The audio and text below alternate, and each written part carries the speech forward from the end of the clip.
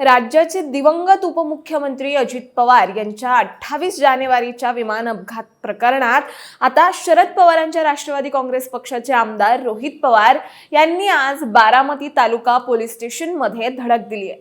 रोहित पवारांसह युगेंद्र पवार, राजेंद्र पवार वकिलांची भली मोठी फौजच घेऊन बारामतीच्या पोलीस स्टेशनमध्ये धडकलेत।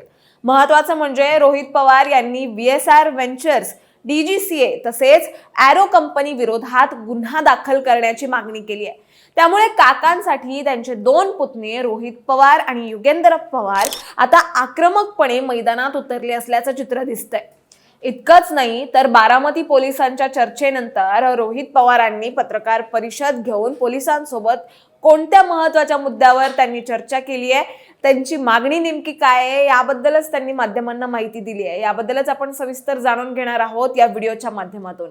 दरम्यान चॅनलवर नवे आला असाल तर चॅनलला सबस्क्राइब तर कराच, त्यासोबतच आमचं नवं व्हॉट्सअप चॅनलही सुरू झालंय।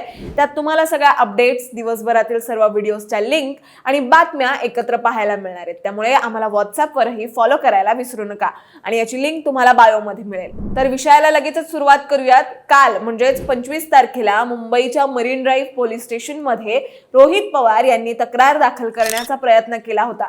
मात्र पोलिसांनी FIR नोंदवण्यास थेट नकार दिला आणि अर्ज पुढील तपासणीसाठी CID पुणे SIT कडे वर्ग केला। मुंबईनंतर आज बारामतीतही पोलिसांनी प्रारंभी नकार दिल्याचं सांगितलं जात आहे। चर्चेदरम्यान रोहित पवार यांनी पोलिसांना तांत्रिक पुरावे दाखवत पटवून देण्याचा प्रयत्न केला की कसा गुन्हा दाखल करता येतो याबाबत ते सांगत असल्याचं समजतं। परंतु अजूनही FIR नोंदवला जाईल की नाही यावर साशंकता व्यक्त करण्यात येते। बारामती पोलिसांच्या चर्चेनंतर रोहित पवारांनी पत्रकार परिषद घेऊन पोलिसांसोबत झालेल्या चर्चेसंदर्भात महत्त्वाची माहिती दिली आहे। रोहित पवारांनी हे स्पष्ट केलंय की 2 दिवसांपूर्वी DGCA कडून एक रिपोर्ट आला। त्यात असं नमूद करण्यात आलंय की VSR कंपनीकडनं काही नेग्लिजियन्स झालं असून त्यामुळे हा अपघात झालाय। त्यावरून हा अपघात झाला हे सिद्ध होतंय आणि याच बेसिसवर FIR दाखल व्हावा यासाठी काल रोहित पवारांनी मुंबईच्या मरीन ड्राईव्ह पोलीस स्टेशनमध्ये तक्रार दाखल करण्याचा प्रयत्न केला होता। मात्र पोलिसांनी FIR नोंदवण्यास थेट नकार दिला।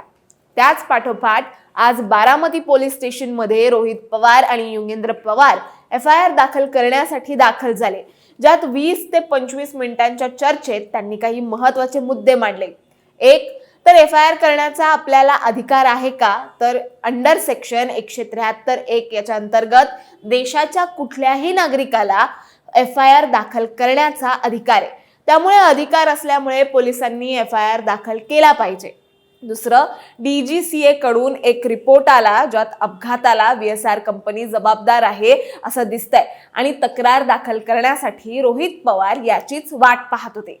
त्यामुळे आता जो FIR दाखल करायचा आहे तो VSR कंपनी विरोधात आहे, DGCA विरोधात आहे आणि एरो नामक कंपनी विरोधात, ज्याने सांगितलं होतं की हवामान क्लिअर आहे, दादांचं विमान टेक ऑफ करायला हरकत नाही।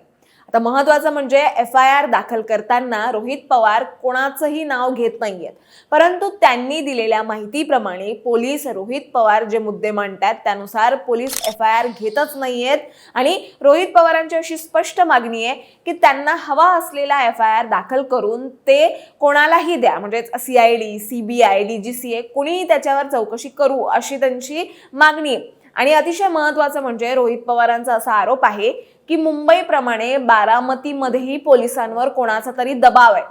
तर जसं की आपल्याला माहिती आहे, काही दिवसांपूर्वी रोहित पवार यांनी 10 आणि 18 फेब्रुवारीला 2 पत्रकार परिषदांमध्ये विमानाचा मार्ग, विमानाचा वेग आणि त्या विमानाची तांत्रिक स्थिती दर्शवणारं प्रेझेंटेशन सादर केलं होतं। विमान कोसळण्यापूर्वी तांत्रिक बिघाड झाला की तो जाणीवपूर्वक घडवला गेला असा प्रश्नही त्यांनी त्यावेळी उपस्थित केला। एवढंच नाही तर अजित पवारांचे दुसरे पुतणे युगेंद्र पवार यांनीही अजितदादांचा अपघात ही दुर्घटना नसून घातपात आहे अशी शक्यता वर्तवली होती। परिणामी दोन्ही नेते आता आक्रमक भूमिकेत दिसतायत।